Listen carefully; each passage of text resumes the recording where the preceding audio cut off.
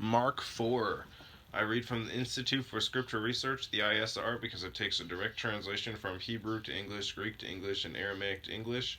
Yah is the Elohim of the heavens and the earth, the first and the last and the only, and he's an extremely jealous El. He's so jealous that he doesn't even want the names of idols or mighty ones to come to our lips. Yah is short for Yahweh, Yahweh, Yod-He, Vav-He. There's no difference. It's like saying Dan, Daniel, Daniel with an E. What is the difference and does matters when people say that Phil, Bob, Sam, and Aaron are the same name when no, they're not, and no one in their right mind would ever believe that. And only a fool would believe that a hammer could force its creator to do anything, and there was no letter J in the Hebrew, Greek, or Greek, or Aramaic text because the letter J is only about 600 years old. While the son of Elohim, Yehoshua, died on a stake for the sins of all of humanity over 2,000 years ago, in a direct translation from Hebrew to English, Yehoshua is Joshua, and I strongly believe that the son of Elohim's name, Yehoshua, means Yahweh is salvation. 4. And he began to teach again by the sea, and a large crowd was gathered to him, so that he entered into a boat to sit in the sea, and all the crowd was on the land facing the sea, and he taught them much in parables, and said to them in his teaching, Listen, see, a sower went out to sow, and it came to be, as he sowed, some fell by the wayside, and the birds of the heaven came and devoured it, and other fell on rocky places, where it had not much soil, and immediately it sprang up because it had no depth of soil.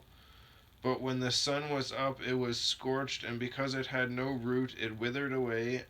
And other fell among thorns, and the thorns grew up and choked it, and it yielded no crop. And other fell on good soil, and yielded a crop that came up, grew, and yielded a crop, some 30-fold, and some 60, and some 100. And he said to them, He who has ears to hear, let him hear. And when he was alone, those about him with the 12 asked him about the parable. And he said to them, To you it has been given to know the secret of the reign of Elohim, but to those who are outside all are done in parables, so that seeing they see but do not perceive, and hearing they hear but do not understand, lest they should turn and their sins be forgiven them. Isaiah 6, 9-10. It says B. Oh, footnote Matthew 13:15. Of course, we just read Matthew, so I'm not going to go back there and read that. And he said to them, Do you not understand this parable? How then shall you understand all the parables? The sower sows the word. These then are the ones by the wayside which the word is sown.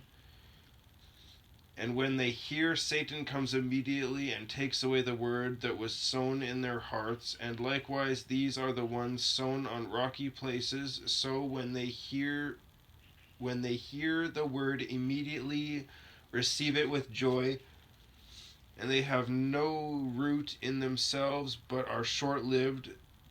Then when pressure or persecution arises because of the word, immediately they stumble. And others are those sown among thorns. These are they who hear the word, and the worries of this age, and the deceit of riches, and the desires of other matters, entering in, choke the word, and it becomes fruitless. And those sown on good soil are those who hear the word and accept it, and bear fruit, some 30-fold, and some 60, and some 100. That's better than I would have described it. And he said to them, Would a lamp be brought to be put under a basket or under a bed? Is it not to be put on a lampstand? For whatever is hidden shall be revealed, and whatever has been kept secret shall come to light. If anyone has ears to hear, let him hear. And he said to them, Take heed what you hear. With the same measure you use, it shall be measured to you, and more shall be added to you who hear. For whoever possesses, let him more shall to him more shall be given, but whoever does not possess even what he possesses shall be taken away from him. Excuse me. And he said, the reign of Elohim is as when a man scatters seed on the ground, then sleeps by night and raises by day, while the seed sprouts and grows. He himself does not know how, for the soil yields crops by itself, first the blade, then the head, after that the completed grain in the head, and when the crop is ready, immediately he puts in the sickle, because the harvest has come. And he said, to what shall we compare the reign of Elohim, or with what parable shall we present it? Like a mustard seed, which, when it is sown on the ground, is smaller than all the seeds on earth, and when it is sown, it grows up and becomes greater than all plants, and forms large branches, so that the birds of the heaven are able to nest under its shade. And with many such parables he was speaking to them the word, as they were able to hear, and he was not speaking to them without parables. And when they were alone, he explained all to his taught ones. And on the same day, when evening had come, he said to them, let us pass over to the other side. And having left the crowd, they took him along in the boat, as he was. I don't understand. What do you mean, as he was? He just walks around wherever. He just does what he does. He just wears the same outfit. I mean, they don't talk about him changing outfits, but or washing or anything like that. I don't think, but it would just make sense that you wouldn't have to. Well, you wouldn't have to include as he was, because that's all he did was as he was. You know.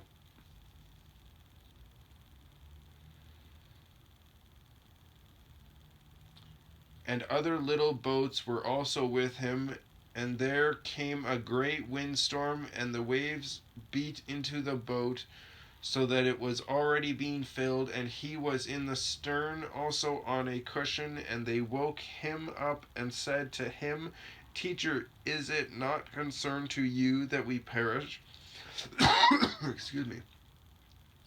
And having been awakened, he rebuked the wind and said to the sea, Peace, be still. And the wind ceased, and there was a great calm. And he said to them, Why are you so afraid? Have you not yet belief? And they feared exceedingly, and asked each other, Who then is this, that even the wind and the sea obey him?